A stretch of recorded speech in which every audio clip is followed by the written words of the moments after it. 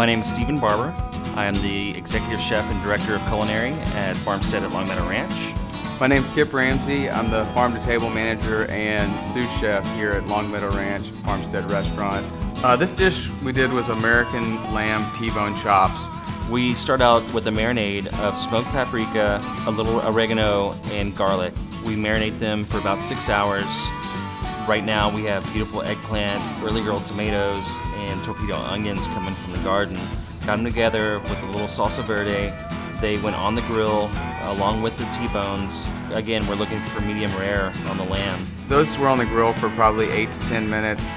I enjoy the T-bone personally more. I think there's just more flavor. Once you remove those from the grill, it's important to kind of let it sit and rest for a while, at least half the grilling time. In the meantime, we toss the vegetables back with the salsa verde. And we top off the tomatoes with a little bit of pecan duca. American lamb T-bone chops served with grilled eggplant and some slow-cooked tomatoes, and one of my favorite summer accompaniments, grilled onion salsa verde.